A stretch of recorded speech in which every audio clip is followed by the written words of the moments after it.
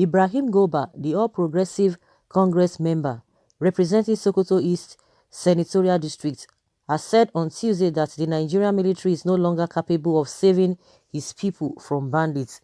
Goba stated this on the floor of the Senate while seconding the motion moved by the Deputy Chief Whip, Sabi Abdullahi, on the order given by the President, Major General Muhammadu Buhari, retired, to flush out bandits from the state.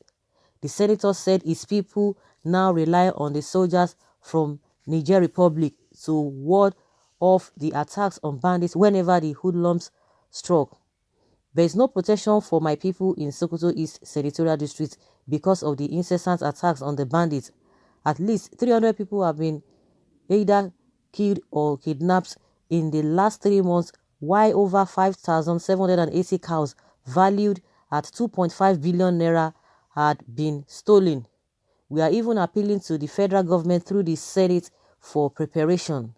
When we call the Nigerian Army, whose personnel are few kilometers away, we won't get an instant response, but the Nigerian soldiers who are about 5 kilometers away will quickly move in and ward off the intruders. At some moments, the Nigerians in Sokoto East were relocating to Niger Republic because they were no longer safe in Nigeria, Senator Ibrahim Goba said. The Senate accordingly recommended Buhari for ordering the military to flush out bandits from Katsina State, but said the scope of the order should cover Zamfara, Niger, Kaduna, Sokoto, and other states under the attacks of bandits. So, I don't know whether the president has been hearing what has been going on in the southern parts of the country. Delta State has cried out. The president did not say anything, did not even make mention of anything in regards to that, let alone he wants to send people to that place. And now we learned that Delta State is the epicenter of these herdsmen who are terrorizing the people around that place. A lot has been happening, even in Kogi, Ogun State.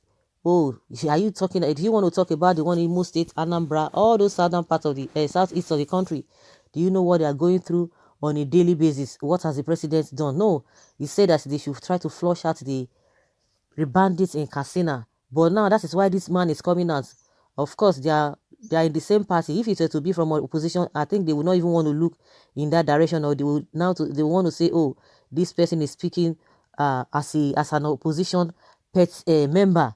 But the president could quickly wade into the bandits who are terrorizing Katsina, leaving other places around, not including other places or other states. Now that this man is coming out to say, oh, see what the soldiers have been doing. When you look thoroughly, you know that a lot of things have been happening. And who are the people who are the most at the receiving end? They are the people there because they are the one whose life are being taken on a daily basis. You can imagine now they are running away from that place. They are running away from that place, and Lai Mohammed will come and tell us, oh, they have been defeated technically. They have done this, they have done that. But what do we have? What do we see? It's a different ball game entirely.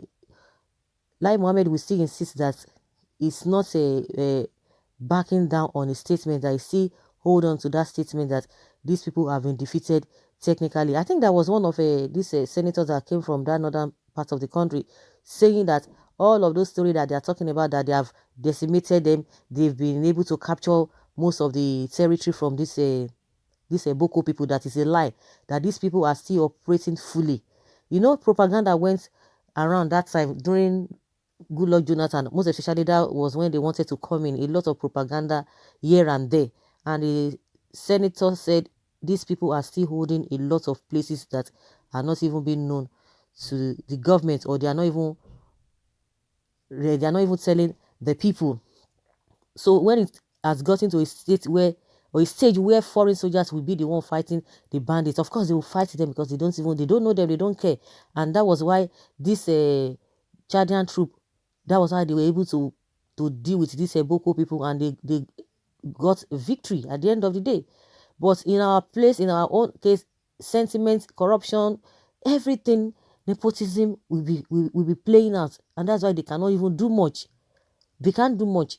Now these people are running away from their area, running from Nigeria to Niger Republic. According to what the senator said, it's the senator that is saying it, so he knows better. I say his people are no longer safe because this the Nigerian soldiers are not really coming to their rescue, or they are not coming to their aid to help them.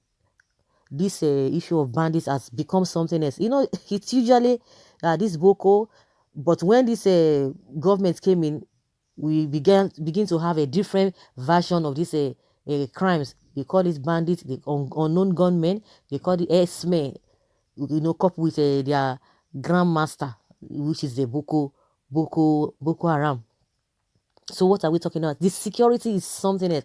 Before now, we're not even having these bandits or unknown gunmen. We just have individuals who are always going on a mission to commit all this havoc. But now we have a corporate one. They even have groups.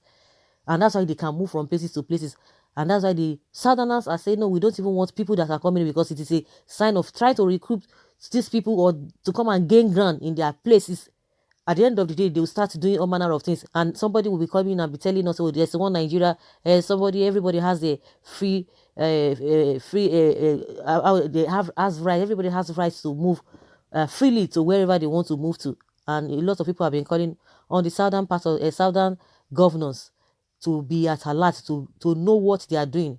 Thank God and kudos to Wike. And some people are saying, Wike, you should continue with what you are doing. Don't relax or don't compromise at the end of the day, because a lot of the people, the governors in the south, we don't know what they are doing. They cannot even make a categorical statement. We don't even know where they belong. They are just still trying to be politically correct.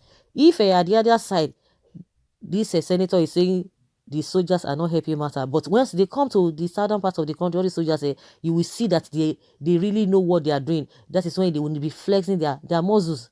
But over there, it's a different ballgame entirely. And the people also, most of the time, whether they don't even cry out, because definitely you cannot shut the mouth of the southern people. They will talk. They will definitely talk. Yeah, someone says here that when you teach a child that killing is not a sin, the child will go extreme by killing you, the teacher. That is the summary. That statement is really loaded. Another says here that but you will be the first person to support a huge budget of the same military you are complaining about. Okay, more 4 years for all the service chiefs. You brought this upon yourselves when you teach that killing the infidels is not a sin and is a passport and visa to heaven. Enjoy the evils of your creation. The army is busy already dealing with terrorism in the northeast, and this too, the Boko Haram, is another of your creation. Enjoy and don't complain. This is the result of a nepotism. You can imagine. A lot of people are even seeing it from a different angle from what we are even saying here. Nigeria government should be ashamed playing politics with people's life. That is great offense. Nigeria soldiers are very powerful on harmless civilians in the southeast. They treat people from the southeast like foreigners. Rubbish. Our leaders are always behaving as if they do not know who to hold responsible for corporate failures. I suspect it's because there is a compromise right from top to bottom, especially when it comes to security. How can the president only cause the police to enforcing the internal border lockdown when the factor is the commander-in-chief of all security agencies in the country? The rat is smelling. Don't you think so? Think about it. Okay, Mr. Senator, please, when next the bandits come calling, just tell them that IPOB are causing mayhem in your senatorial district. You will be surprised. They will arrive with speed of lightning. Okay. This one is being sarcastic. It's true, because when they go to Southeast, in fact, there is a different ballgame entirely. They will be flexing their muscles. They will be sweating. That if you tell them it is IPOB, oh, with immediate effect, they will get there. Someone say, correct, my brother, just mention IPOB and you will get immediate security response. Another says here that restructuring is the answer of the insecurity that has enveloped the north and other parts of the country. The north must support restructuring. God come to their aid, and the situation in Sokoto is senatorial is precarious. What a nation that we have, oh God, we need your, oh God, we need your help to end these current problems that we are facing in Nigeria. Using foreign soldiers to solve our internal security problem is a gross mismanagement to our leaders. Let us tell ourselves the truth before we end up with serious security disaster. No, these foreigners, nobody's inviting them, but because they're just trying to rescue the people, because the so-called the soldiers in the country are not doing what they are supposed to do. So, and these people are just trying to rescue them. So that is what this senator is telling us. They should go and do that. They will still behave as if they did not even hear anything. That is it. They will still sweep all these things under the carpet unless the senator will insist and he will not relent. So guys, let us hear your opinion. Leave your comment below and let's have your take.